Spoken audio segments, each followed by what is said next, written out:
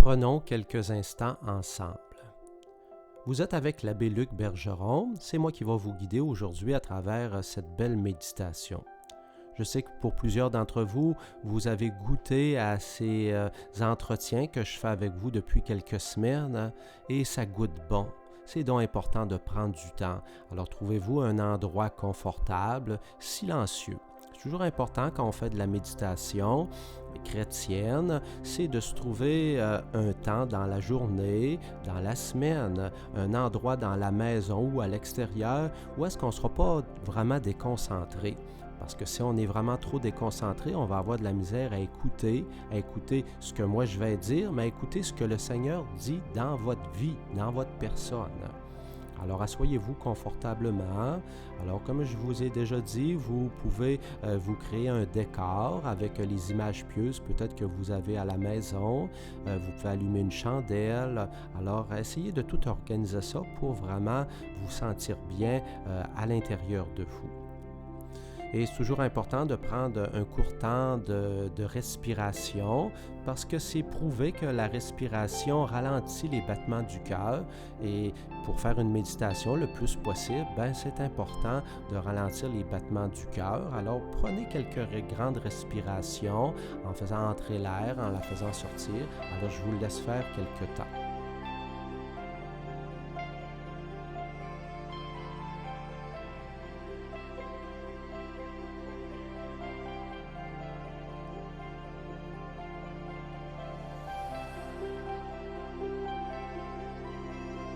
Je vous rappelle encore une fois que lorsqu'on fait une méditation chrétienne, à comparer de d'autres méditations, c'est que nous sommes croyantes en Jésus-Christ ressuscité.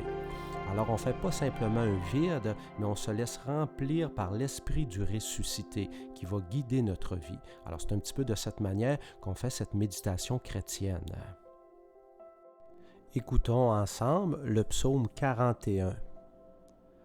Comme un cerf altéré cherche l'eau vive, ainsi mon âme te cherche, toi, mon Dieu.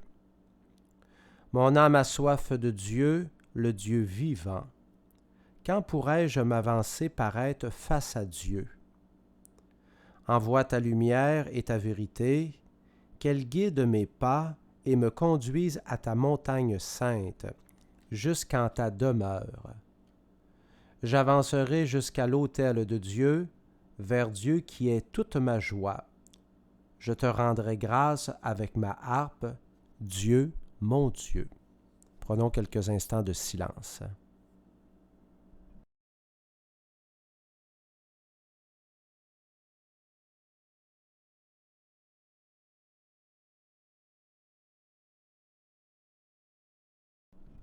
Réécoutons ce beau psaume 41. Comme un cerf altéré cherche l'eau vive, ainsi mon âme te cherche, toi, mon Dieu. Mon âme a soif de Dieu, le Dieu vivant. Quand pourrai-je m'avancer paraître face à Dieu? Envoie ta lumière et ta vérité, qu'elle guide mes pas et me conduise à ta montagne sainte, jusqu'en ta demeure. J'avancerai jusqu'à l'autel de Dieu, vers Dieu qui est toute ma joie. Je te rendrai grâce avec ma harpe, Dieu mon Dieu. Comme un cerf altéré. Est-ce que tu as conscience que dans ta vie, tu as soif? Tu as soif dans la vie de tous les jours, pour évidemment, soif pour boire, pour nourrir ton corps, mais soif spirituellement. Une eau vive. Dans la Bible, quand on dit l'eau vive, c'est une eau qui désaltère en profondeur. Alors l'eau de l'âme, alors Dieu, quand il est là pour nous combler en grande profondeur. Mon âme te cherche, on dit ça dans le psaume. Est-ce que vous êtes à la recherche de Dieu? Et Dieu, on ne peut jamais ne le posséder, même si ça fait plusieurs années qu'on est croyant. Bien Dieu, on est toujours quelque part à sa recherche parce qu'on doit tout le temps refaire notre lien avec lui. Mon âme a soif de Dieu, le Dieu vivant. Alors, cette soif que l'on veut, c'est être en vie, être vivant. Plusieurs d'entre nous, avec toutes les nouvelles que l'on entend présentement, peut-être ça peut être dans notre vie personnelle, peut-être qu'on a l'impression que la souffrance nous apporte comme de la mort. Mais le cœur humain est vraiment fait pour la vie. Et c'est pour ça qu'on demande à Dieu d'être des vivants. Quand pourrais-je m'avancer? Seigneur, dis-moi là quand est-ce, mais Dieu, il veut toujours. Alors, osez vous avancer vers Dieu. Et là, on veut plus dire paraître face à Dieu. Alors, on sait qu'on a une mission sur Terre, une vie sur Terre, mais on va te combler pleinement dans le face-à-face avec Dieu, dans l'au-delà, dans le monde de l'invisible. Et chacun de nous, on doit vivre notre vie terrestre, mais en même temps, on a hâte à cette vie éternelle, cette vie où est-ce qu'il n'y aura plus aucun obstacle. Envoie ta lumière et ta vérité. Oui, Seigneur, j'ai besoin de ta lumière, de ta vérité. Que cette vérité, cette lumière guide mes pas. Seigneur, je veux être en ta demeure, sur ta sainte montagne. Alors dans la Bible, quand on parle de la montagne c'est toujours un lieu spirituel, la montagne sainte. Jusqu'en ta demeure, la demeure. Vous savez, chez vous, quand vous faites la décoration, vous vous sentez bien, votre chez vous, votre chez soi, comment qu'on est bien. Alors Dieu dit, quand on est avec lui, on est bien, on se sent vraiment chez nous. J'avancerai jusqu'à l'autel de Dieu.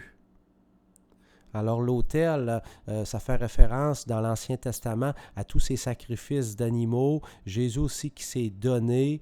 Alors quand on se donne, Jésus s'est donné pour vous, on réussit à s'unir. D'ailleurs, les couples qui se donnent dans le mariage, ça permet à une union se donner. Et c'est la même chose notre relation avec Dieu. Je te rendrai grâce avec ma harpe. Alors, on veut vraiment exprimer toute notre joie avec des chants. La joie qui déborde de notre cœur, elle ne peut pas juste rester dans notre cœur, elle va justement à l'extérieur. Alors, merci Seigneur que cette joie déborde autour de moi, autour de nous. Seigneur, après ce beau temps de méditation, on veut te demander ta bénédiction. Parce que quand on fait une méditation, ça nous donne un profit personnel, évidemment, mais un chrétien, une chrétienne, c'est une personne qui vit en société, qui vit communautairement. Alors, si on se sent mieux, c'est pour aller porter la bonne nouvelle autour de nous. Alors, quand moi je vous bénis pour tous les bienfaits que vous avez retirés de cette méditation pour que vous alliez porter ces bienfaits aux gens qui vous entourent. Soyez bénis de Dieu au nom du Père, du Fils et du Saint-Esprit. Amen. Belle fin de journée.